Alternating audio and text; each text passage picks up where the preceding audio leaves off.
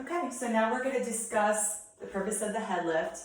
The head lift is more challenging to do because you're going to be in a back lying position to strengthen your transverse muscle instead of seated, and that's why it begins in week 4 after you've had 3 weeks to strengthen your transverse muscle. So there's 5 things that are important to remember about the transverse muscle.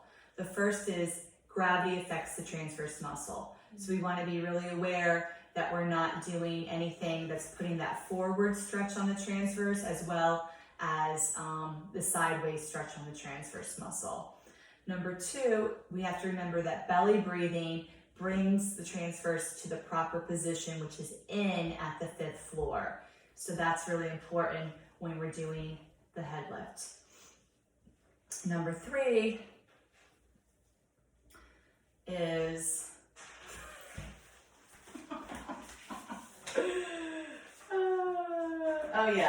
Number 3 is when our shoulders come off the floor, it's impossible to engage the transverse muscle. So that's why we never want to do crunches, only head lifts, because crunches don't allow us to properly engage our transverse muscle, and it will either create a diastasis or make an existing diastasis worse. And then the last 2 things to remember is to the position of your chin and head when you're doing the head lift. So before you lift your head, you're going to tuck your chin in and you're going to nod, bringing your chin down to your chest instead of bringing your chin out like a turkey imitation, okay? So now I'd like you to properly get down onto the floor to do the head lift. So remember, when we get out of the chair, one hand is on your belly, one hand is on your leg. We're scooting your buttocks up to the edge of the chair and then holding your transverse muscle in, standing and still holding your transverse muscle, straightening out your upper body. And now I want you to remember how to properly get down onto the floor to do the head lift. So you're standing at the front here, your back leg will come behind you all the way, bending, and then bringing your other back leg down to meet you, and then going into a seated position to then do, while holding your transverse muscle in, doing the sexy slide to the side, and then once your head touches the floor, holding your transverse muscle in, rolling onto your back.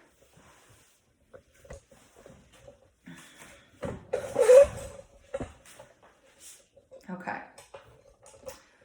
So now it is important also to remember, now that I have you on your back, that to make the head lifts harder, it's not about bringing your head up higher, but it's about the position of where your heels are to your buttock. So the farther your heels are away from your buttock, the harder the head lift is, because it's going to increase the small of your back. So for now, in the beginning, as we're learning head lifts, we're going to bring your heels close to your buttock to help keep a neutral spine and take the stress off your small of your back. Okay? So, and also with head lifts, what we're doing is we're working the transverse muscle in 2 ways, from front to back and also from top to bottom. So it's actually helping with the compression there as well, which is also unique compared to the seated exercises.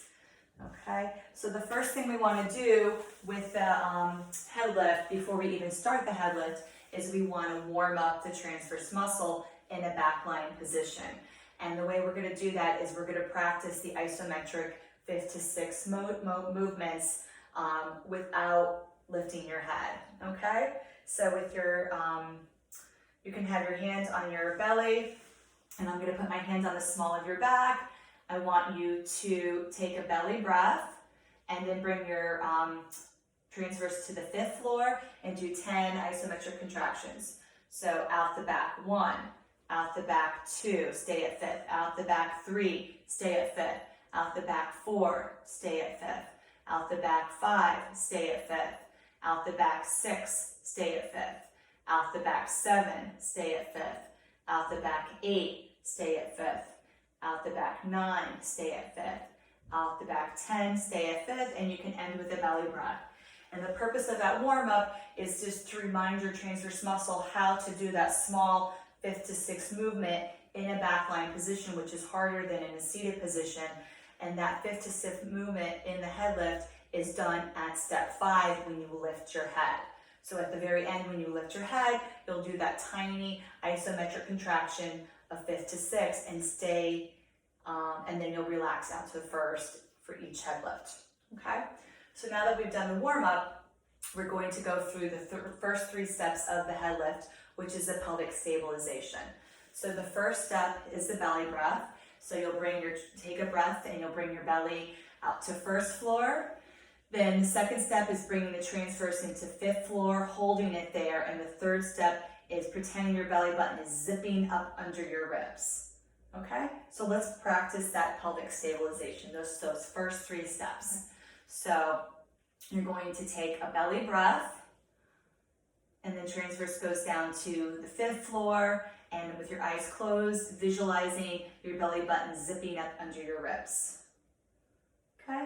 And now releasing to back to 1st. And let's do that a couple more times. So 1st floor, now bringing transverse down to 5th, and then zipping your belly button up under your ribs.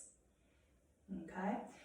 Now, with the 4th step, we do the 3 ends. So once you've zipped your belly button up under your ribs, you'll have the double splint that you'll pull to approximate your muscles together. So that's the first end. The second end is bringing the ribs in, and the third end is bringing your chin in. So that's all included in step 4, okay? And then the 5th step is lifting your head as you bring your transverse from 5th to 6th floor, okay? So we do want to bring in the double split. So holding your transverse muscle in, let's lift your buttocks and bringing the splint across, and holding your transverse muscle in, you'll lower your buttocks down. Let's bring it across your belly button. There you go. Okay, great.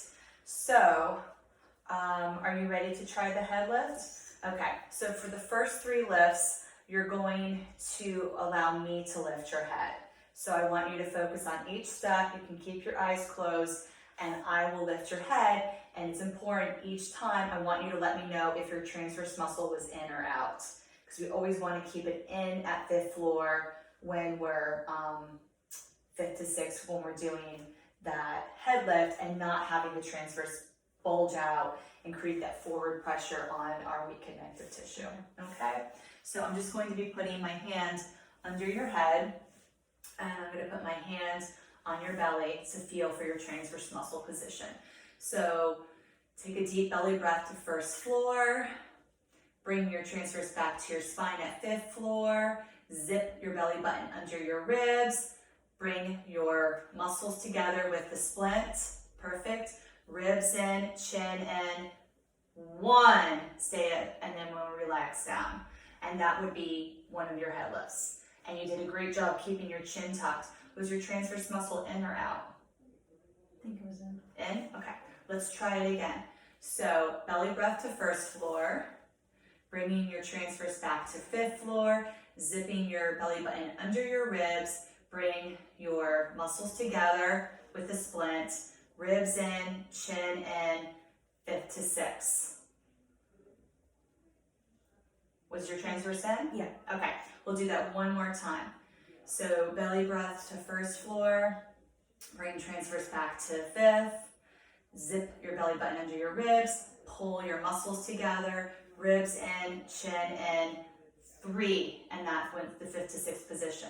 Was your transverse muscle in? Yeah. Okay, so I'm going to remove my hand from your head. I'm going to keep my hand on your belly, and I'd like us to do 10 reps of the head lift with you lifting your own head. Okay. Okay?